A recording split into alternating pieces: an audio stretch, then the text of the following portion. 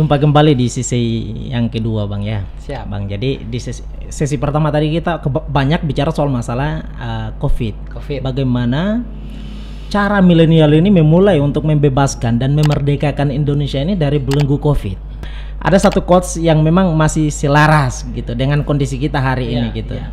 Go around, find the freedom for all of the society of Indonesia gitu. Jadi bergeraklah, majulah gitu. Temukanlah kemerdekaan itu sesungguhnya untuk semua masyarakat Indonesia gitu. Kita dalam kondisi kemerdekaan tapi seolah dalam belenggu penjajahan. Betul Bang ya? Betul. Nah, memang menjadi sebuah bola liar terkait dengan ketika isu vaksin ini menjadi liar seperti itu. Vaksin-vaksin dari luar ini kan banyak isu-isu yang beredar luar menjadi senjata biologis, jadi chip dan lain-lain, sehingga menjadi ketakutan masyarakat untuk melakukan vaksin. Nah, padahal dalam satu sisi kita orang Indonesia bisa menemukan vaksin sendiri. Nah, ini seharusnya didukung full atau didukung penuh oleh pemerintah kita dengan biaya yang bisa dikatakan relatif terjangkau, lebih murah, dan itu kemarin sudah disupport oleh legislatif kita. Namun eksekutif kita tidak melakukan support itu. Seperti ketika pemaparan mantan Menteri Triawan di DPR RI, ya kan, memaparkan dengan gamblang sekali bahwa vaksin Nusantara ini milik Indonesia dan seluruh rakyat Indonesia. Ketika nyatakan vaksin Nusantara tidak ada penolakan. Nah, tidak ada isu-isu chip yang dipasang di dalam tubuh dengan sistem microchip yang paling kecil untuk pengendalian manusia. Ketika ada isu vaksin itu kan itu yang pertama yang dilemparkan oleh anti pemerintahan dalam tanda kutip seperti itu, supaya masyarakat tidak mau divaksin. Nah, ketika itu kan sudah ada solusi seharusnya. Ketika isu itu seharusnya para pemerintah ini dengan seluruh sektor yang ada sudah bisa memahami kondisi itu seperti itu.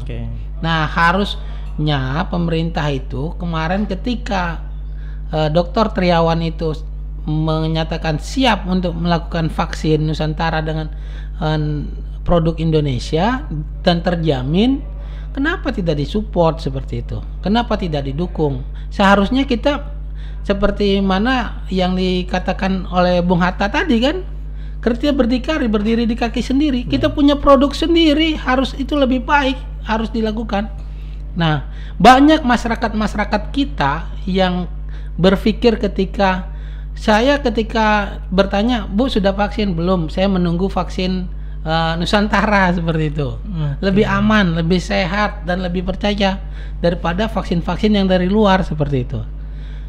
Seperti itu. Nah, ini menjadi sebenarnya kritikan kepada pemerintah kita di dalam hal ini, dan masih banyak yang lain-lainnya. Ketika misalnya kayak PCR gitu kan, PCR yang dibandingkan dengan negara-negara lain, saya sempat mengkritik kemarin di media lokal. PCR, kenapa di negara-negara India dan Uzbekistan dan lain-lainnya bisa di bawah angka yang hari ini, di bawah angka 500.000 PCR-nya. Gitu. Nah, India itu nggak sampai 100.000 PCR-nya. Kita masih di angka 450. Berdasarkan data, banyak masyarakat yang menyampaikan bahwa saya belum vaksin karena ingin menunggu vaksin Nusantara, vaksin merah putih. Mestinya ya pemerintah harus mengembangkan vaksin Nusantara betul-betul ya. Iya, serius. Dan juga vaksin merah putih katakanlah tadi gitu. Untuk memang betul-betul. Tapi kenapa pada faktanya hari ini vaksin ini seolah dalam tanda kutip ya, entah kemana jalannya gitu. Lalu yang sering masuk dan menjadi bagian yang hari ini dilakukan kepada masyarakat adalah di luar, vaksin luar gitu yang didatangkan itu. Padahal ini vaksin, saya mengambil tulisan-tulisan para ini kayak Bu Siti Fadila, Dr. Triawan ya kan, yang mantan menteri ini kan, yang bekerja untuk vaksin Nusantara ini para milenial yang mempunyai keahlian di bidang itu. Nah, harusnya mereka ini terkadang seperti itu persoalannya. Ketika para milenial kita ini ingin melakukan sebuah terobosan atau bahasanya kontribusi untuk negara, tidak ada support, tidak ada dukung, maka dia akan jual ini produk keluar. Okay. Nah, nanti baru diberi label lain gitu. Ketika sudah dijual keluar, sudah dapat label, lalu Indonesia beli itu barang. Nah, banyak produk-produk anak-anak negeri ini sudah di label dengan negara-negara luar, lalu diimpor oleh negara kita. Nah, ini menjadi sebuah ironi kita. Kenapa tidak disupport oleh pemerintah kita? Banyak temuan-temuan anak negeri kita, banyak alat-alat kesehatan anak negeri kita yang tidak disupport oleh pemerintah. Apakah itu Abang ingin mengatakan bahwa pemerintah kita tidak memberi dukungan terhadap kapabilitas gitu anak negeri gitu? Secara tidak langsung seperti itu. Kemampuan anak negeri gitu. Secara langsung seperti itu. Okay. Saya tidak tahu melihat ini apakah ada permainan bisnis mafia di belakang ini, kita nggak tahu. Karena perdagangan, kembali kepada perdagangan. Ketika barang itu sudah ada dari dalam dengan biaya yang lebih murah, ya banyak para mafia dagang ini yang tidak dapat untung, dalam tanda kutip seperti itu. Okay. Ketika itu diproduksi di negeri kita. Nah, ini sebenarnya saya ngelihat ketika kasihan juga kita dengan presiden kita hari ini. Kita lihat wajahnya begitu capek, letih dengan segala persoalannya ada. Ketika kita lihat ada pidatonya yang dipotong-potong oleh orang, ruwet katanya gitu kan. Gitu. Apa yang ruwet Pak Rawon gitu kan. Memang persoalan negara ini sudah ruwet. Nah, harus kita selesaikan satu persatu persoalannya, dan itu saya rasa bisa kita lakukan dengan cara bersama-sama, tidak sendiri-sendiri, karena kalau sendiri-sendiri saya rasa akan terjadi miskom yang ada. Harus disatukan lagi seluruh elemen bangsa ini, mulai dari kalangan mudanya.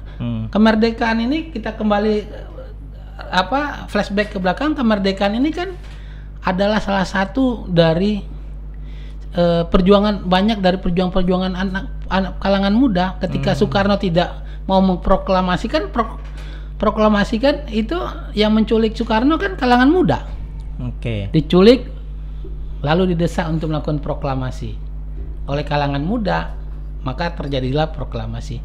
Nah, saya rasa anak-anak muda yang potensial sangat hari ini banyak sekali. Kita miliki para anak muda yang capable di bidangnya sangat banyak sekali, mulai dari kesehatan, teknologi, apalagi robot, pembuatan pesawat, ya kan, sudah diciptakan dari zamannya Presiden almarhum B.J. Habibie. Banyak para anak-anak muda kita yang luar biasa seperti itu. Baik, jadi esensi di tahun kemerdekaan yang ke-76 ini kira-kira negara harus seperti apa jalannya? Nah, di esensi kemerdekaan ini kita harap negara harus betul-betul hadir di tengah-tengah masyarakat, di kalangan muda terutamanya, yang mana potensi-potensi muda ini harus betul-betul kita menjadikan mereka adalah aset-aset bangsa yang harus menjadi generasi penerus bangsa ini, yang harus diperhatikan dalam hal mereka melakukan kreasi-kreasi untuk membangun bangsa ini. Jangan didiskriminasikan. Ketika ada kritikan kemarin itu melakukan 404 404 gitu, not found gitu. Not found.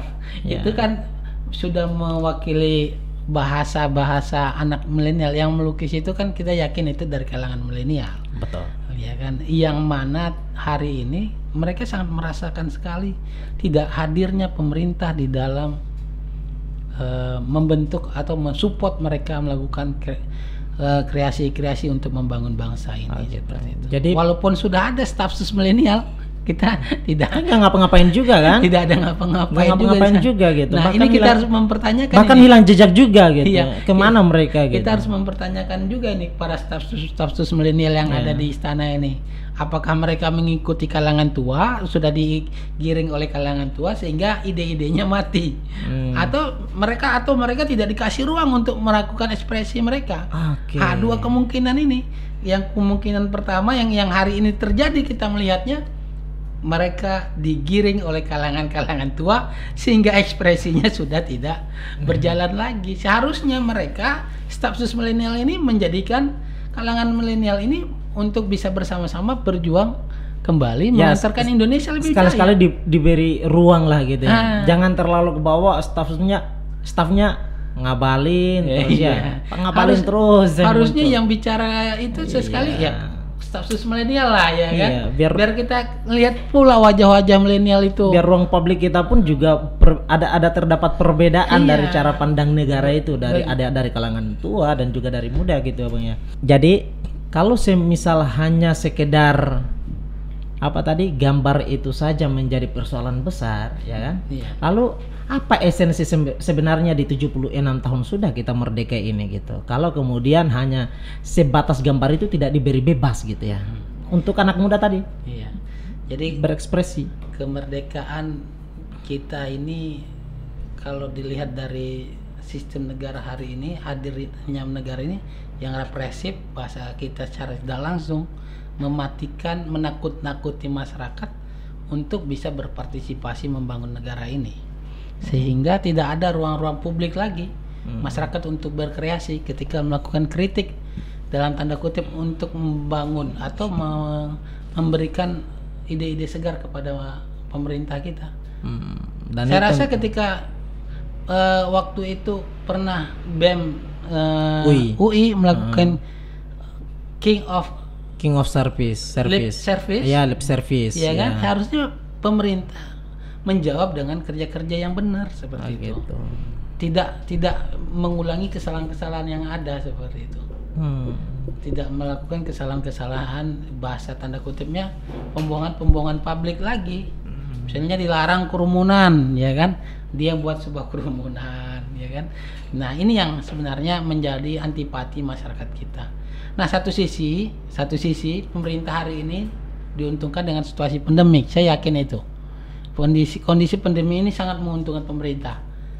Kenapa? Karena pergerakan-pergerakan yang dilakukan oleh masyarakat untuk mengkritik pemerintah sangat represif sekali untuk melakukan penindakan dengan kerumunan dan lain-lain seperti itu. Nah, ada sebuah tulisan menarik, kemerdekaan dihambat oleh PPKM. Gitu. Ini PPKM ini menarik juga nih. Bisa mengurangi pandemi, satu sisi bisa banyak mematikan ekonomi masyarakat seperti itu.